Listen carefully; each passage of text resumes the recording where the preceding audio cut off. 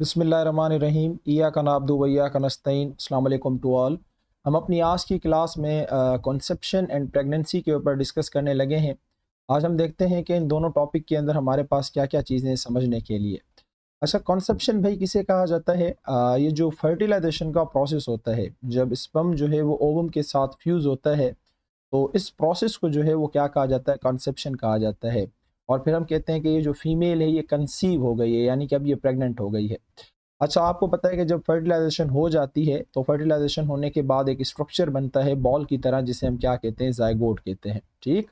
अब last time मैंने आप लोगों को बताया था कि ये ओवरी है और इस ओवरी के ऊपर से इस तरह से ओविडक्ट होती है और फिर ये इस तरह से जो है वो फीमेल का पूरा क्या होता है? यूट्रस होता है ना, इस तरह से। और जो फर्टिलाइजेशन होती है वो कहाँ पे होती है? ओविडक्ट के अंदर। तो ज़ायगोट जो है वो ओविडक्ट के अंदर बनता है। फिर ये ज़ायगोट ट्रैवल करके हमने एंडोमेट्रियम की जो है प्रिपरेशन की हुई थी, इसको हमने रेडी किया हुआ था by the help of different hormones. तो ये ज़ायगोट आके एंडोमेट्रियम के साथ अटैच हो जाता है। तो इस अटैचमेंट को क्या कहा जाता है? इम्प्लांटेशन कहा जाता है। ये लिखा हुआ है, ज़ायगोट जो है वो ट्रैवल करेगा ओविडक्ट से और फिर एंडोमेट्रियम के साथ आके अटैच हो जाएगा। इस प्रोसेस को हम क्या कहते हैं? इम्प्लांटेशन कहते हैं, जैसा कि आपको यहाँ पे दिखाई दे रहा है। अच्छा, अब क्या होगा? जैसे इम्प्लांटेशन हो जाती है तो ये जो ज़ायगोट है, ये जो एम्ब्रियो है, ये जो फीटस है, ये क्या करेगा? अपने अंदर से एक हार्मोन छोड़ेगा जिसका नाम है HCG, human chorionic gonadotropic hormone. ये लिखा हुआ है HCG, human chorionic gonadotropic hormone. ये हार्मोन जैसे ये रिलीज करेगा तो इसका ये सिग्नल देगा कि अब जो है वो प्रेगनेंसी सक्सेसफुल हो गई है और इम्प्लांटेशन जो है वो हो गई है। और ये हार्मोन फिर क्या करेगा? कार्पस ल्यूटियम, हमने पढ़ा था ना कि येलोइश मास स्ट्रक्चर पढ़ा था जो कि एलएच ने बनाया था पिछले लेक्चर के अंदर। तो वो कार्पस ल्यूटियम क्या करेगा? एक हार्मोन सीक्रेट करना शुरू कर देगा जिसका नाम क्या है? प्रोजेस्टेरॉन। और फिर ये क्या करेगा? थ्रू आउट द प्रेगनेंसी इसकी अमाउंट ज़्यादा रहती है और ये इस जो यूट्रस के अंदर ये जो जाइगोट लगा हुआ है इसको यहाँ से हटने नहीं देता, और जो यूट्रस की वाल हमने थिक की थी उसको ये थिन होने नहीं देता, यहाँ से रप्चर होने नहीं देता। और इस तरह से प्रोजेस्टेरॉन के बारे में कहा जाता है ये प्रेगनेंसी मेंटेनिंग हार्मोन है। तो यहाँ पे लिखा हुआ है कि जैसे इम्प्लांटेशन हो जाती है तो एम्ब्रियो क्या करता है? एक हार्मोन छोड़ता है जिसका नाम एचसीजी है। और यही हार्मोन जो है वो फीमेल का हम देखते हैं और फिर हम बताते हैं कि यस, फीमेल इज प्रेग्नेंट और कंसीव नाउ। तो दूसरा फिर ये एचसीजी क्या करता है कि स्टिमुलेट जाके करता है कॉर्पस ल्यूटियम को, जो कि येलोइश मास था ओवरी के अंदर बना हुआ था, कि आप प्रोजेस्टेरॉन को स्टार्ट कर दो ताकि प्रोजेस्टेरॉन जिसका इसका जो काम है प्रेगनेंसी को मेंटेन करने का वो कंटिन्यू करे। अच्छा, वो दिन जिस दिन फर्टिलाइजेशन हुई थी उस दिन से लेके टिल बर्थ, इसके बीच का जो दौरानिया है, इसके बीच का जो ड्यूरेशन है, ये कहलाता है जेस्टेशन पीरियड। कहता है कि वो ड्यूरेशन जो कि स्टार्ट हो कंसेप्शन से यानी फर्टिलाइजेशन से till two the birth of the baby, बच्चे की बर्थ तक, इस ड्यूरेशन को, इस दौरानी को क्या कहा जाता है? जेस्टेशन पीरियड कहा जाता है। जो कि नॉर्मली एक ह्यूमन फीमेल का कितना होता है? 270 डेज होता है, यानी 9 महीने 10 दिन। बाकी जो मुख्तलिफ एनिमल्स होते हैं उनके अंदर ये वेरिएबल होता है। अब लाजमी नहीं है कि फीमेल के अंदर ये कांस्टेंट है, पर एवरेज निकाली गई है तो वो इतनी होती है। बाज़ औक़ात आप 7 मंथ के अंदर भी जो है वो देखते हैं, हमारे पास केस आ जाते हैं 8 मंथ के अंदर, 9 मंथ के अंदर, या कभी 9 मंथ से कुछ जो है वो दिन ज़्यादा भी हो जाते हैं। अच्छा, अब जो फीमेल की जो प्रेगनेंसी होती है ना, उसको हमने 3 ब्रॉड स्टेजेस के अंदर क्या किया हुआ है? डिवाइड किया हुआ है। 3 स्टेजेस के अंदर उन्हें कहा जाता है 3 ट्राइमेस्टर्स कहा जाता है। फर्स्ट ट्राइमेस्टर जो पहले वीक से लेके 13 वीक तक चलता है। सेकंड ट्राइमेस्टर जो कि 14 वीक से लेके 27 वीक्स तक चलता है। और हमारे पास थर्ड ट्राइमेस्टर है जो कि 28वें वीक से शुरू होता है और 36वें वीक पे क्या हो जाता है? ख़त्म हो जाता है। अब हमें पता होना चाहिए कि पहले वीक के अंदर क्या होता है, सेकंड वीक के अंदर क्या होता है और थर्ड वीक के अंदर क्या होता है। भाई, जो हमारा सबसे जो पहला फर्स्ट ट्राइमेस्टर होता है इसके अंदर बनती हैं एक्स्ट्रा एम्ब्रियोनिक मेम्ब्रेन्स, जो कि हमारा अगला टॉपिक है, आप लोगों को परेशान होने की ज़रूरत नहीं है। एक्स्ट्रा एम्ब्रियोनिक मेम्ब्रेन्स क्या होती हैं? ये जो बच्चा होता है ना, बच्चा, इस बच्चे के ऊपर 1, 2 और 3 इस तरह से 3 लेयर बनती हैं, एमनियोन, एलेंटॉइस, कोरियन। हमारा अगला टॉपिक में बताऊंगा इन मेम्ब्रेन को क्या कहा जाता है, एक्स्ट्रा एम्ब्रियोनिक मेम्ब्रेन्स कहा जाता है, इनके काम भी बताऊंगा। तो आपको पता होना चाहिए ये कब बनती हैं? फर्स्ट ट्राइमेस्टर में बनती हैं। उसके बाद प्लेसेंटा, जो कि हमारा अगला ही टॉपिक है, ये भी आपका जो है वो कब बनता है? फर्स्ट ट्राइमेस्टर के अंदर बनता है। और ऑर्गेनोजेनेसिस होती है। ऑर्गेनोजेनेसिस का मतलब होता है ऑर्गेन बनना स्टार्ट हो जाते हैं फर्स्ट ट्राइमेस्टर के अंदर। ये बातें आपने याद रखनी है। बाकी एक्स्ट्रा एम्ब्रियोनिक मेम्ब्रेन की डिटेल, प्लेसेंटा की डिटेल आगे आ रही है। अच्छा, उसके बाद हमारे पास जो सेकंड ट्राइमेस्टर है, इसके अंदर जो फीटस है वो मूव करना स्टार्ट हो जाता है वॉर्म के अंदर। आपको पता है यूट्रस को दूसरा वॉर्म कहा जाता है, तो वॉर्म के अंदर बच्चा जो है वो मूवमेंट स्टार्ट कर देता है। थस जो मदर है उसको फील होता है कि हाँ बच्चा जो है वो क्या कर रहा है, मूवमेंट कर रहा है। ठीक है, ज़्यादा शरारती होता है तो लाते भी मारता रहता है।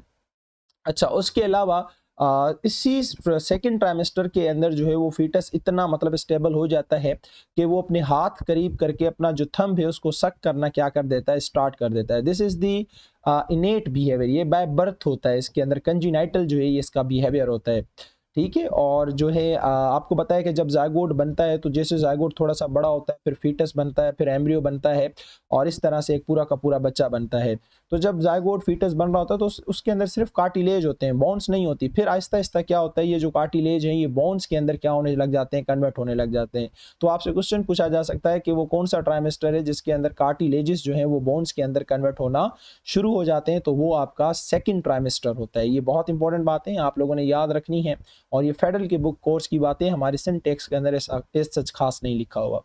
उसके बाद थर्ड जो हमारे पास ट्राइमेस्टर होता है उसके अंदर क्या होती है, फीटस की ग्रोथ स्टार्ट हो जाती है। देखो ग्रोथ का मतलब क्या है कि फीटस के सेल जो हैं वो साइज के अंदर, फीटस के जो टिश्यू हैं, जो ऑर्गन है, वो साइज के अंदर क्या करने लगेंगे, इंक्रीज करने लगेंगे। शेप के अंदर क्या करने लगेंगे, चेंज करने लगेंगे, और बाकायदे फीटस जो है वो रोटेट होना स्टार्ट हो जाता है, और जो फीटस का हेड है वो टूवर्ड्स द सर्विक्स चला जाता है।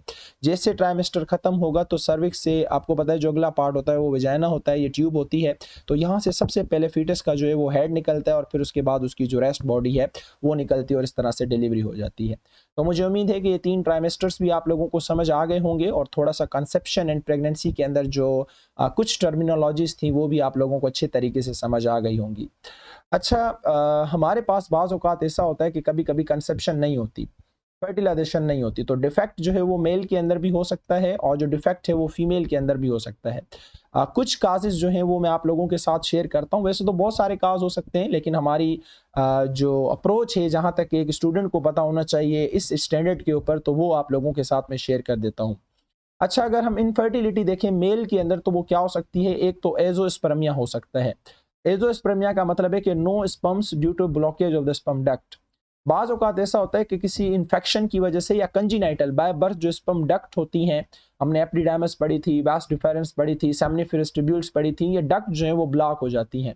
अब अंदर स्पर्म्स मौजूद हैं, फॉर्मेशन भी हो रही है, लेकिन वो डक्ट क्या हो चुकी है, ब्लॉक हो चुकी है, तो स्पर्म्स वहां से आ नहीं रहे।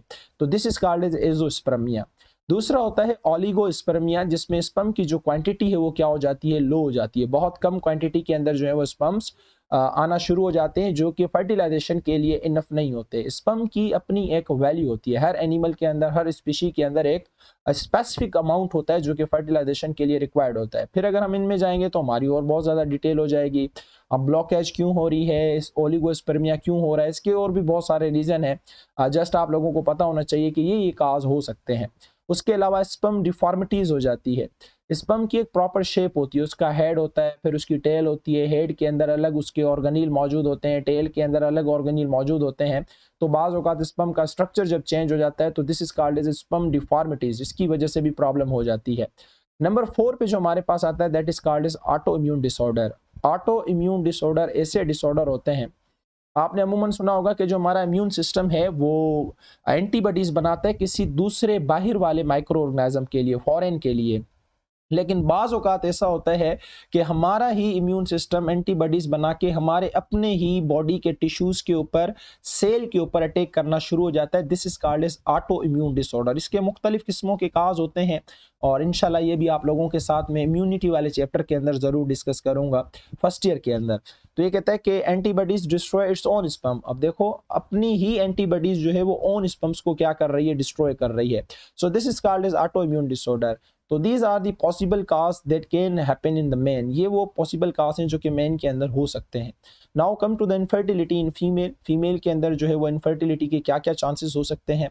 Failure to ovulate. अब मैंने आपसे कहा था कि हमारे पास जो ओव्यूलेशन होती है 13 दिन से 15 दिन के बीच में जो ओव्यूलेशन होती है, कौन करवा रहा था, एलएच करवा रहा था। अब हो सकता है एलएच हार्मोन की प्रोडक्शन सही ना हो तो ओव्यूलेशन नहीं होगी। जब ओव्यूलेशन नहीं होगी तो ओविडक्ट के अंदर ओवम नहीं आएगा, तो फर्टिलाइजेशन भी नहीं होगी। ब्लॉकेज ऑफ फेलोपियन ट्यूब, जो ओविडक्ट होती है वो बाज़ औक़ात ब्लॉक हो जाती है। इसके बहुत सारे रीज़न हैं, या तो इन्फेक्शन हो जाता है, इन्फेक्शन नहीं है तो जो फीमेल ओबेसिटी होती हैं, मोटी होती हैं, आपने अमूमन देखा होगा हमारे पास जो ओबेस फीमेल होती हैं उनके पास ये बहुत ज़्यादा प्रॉब्लम होती है। इवन तो हमारी अपनी जो कज़न्स जो फैमिली है उसके अंदर भी ये बहुत ज़्यादा जो है वो प्रॉब्लम है, ओबेसिटी की वजह से जो फेलोपियन ट्यूब होती है, जो ओविडक्ट होती है, वो ब्लॉक हो जाती है, तो सही तरीके से जो है वो स्पर्म को रिसीव नहीं कर पाती। अच्छा, देन नंबर 4 पे सर्वाइकल म्यूकस डिफेक्ट। जो सर्विक्स होता है ना, सर्विक्स हमने पढ़ा था, सबसे जो पहला पार्ट होता है वो ये ट्यूब होती है जिसे वेजाइना कहते हैं। सेकंड पे हमारे पास सर्विक्स होता है। अब सर्विक्स के पास जो है लुब्रिकेशन के लिए, सॉफ्टनिंग के लिए यहाँ पे म्यूकस सीक्रेट होता है। तो ये म्यूकस ऐसा होना चाहिए, इसकी कंसिस्टेंसी, विस्कोसिटी ऐसी होनी चाहिए कि जब यहाँ से स्पर्म गुजरें तो वो म्यूकस इन स्पर्म को रोके ना, ताकि वो ओविडक्ट में जाके फर्टिलाइजेशन कर लें। लेकिन बाज़ औक़ात म्यूकस के डिफेक्ट की वजह से वो क्या करता है, स्पर्म को ट्रैवल होने नहीं देता। तो जब सारे ही स्पर्म यहाँ पे ट्रैप हो जाएंगे तो ऊपर जाके फर्टिलाइजेशन कैसे होगी? So this is called as cervical mucus defect, जिसमें म्यूकस थिक हो जाता है, तो स्पर्म जो है वो अपने टारगेट तक नहीं पहुंच पाते और नतीजे में जो है वो फर्टिलाइजेशन नहीं हो पाती। मुझे उम्मीद है कि आपको ये वाला टॉपिक बहुत अच्छे तरीके से जो है समझ आ गया होगा। इंशाल्लाह हम अपनी नेक्स्ट क्लास के अंदर जो है वो थोड़ा सा प्लेसेंटा, अम्बिलिकल कॉर्ड या जो एम्ब्रियोनिक होती हैं, मेम्ब्रेन होती हैं, उनके ऊपर डिस्कस करेंगे। तब तक के लिए अल्लाह हाफिज़, अपना बहुत सारा ख्याल रखिए।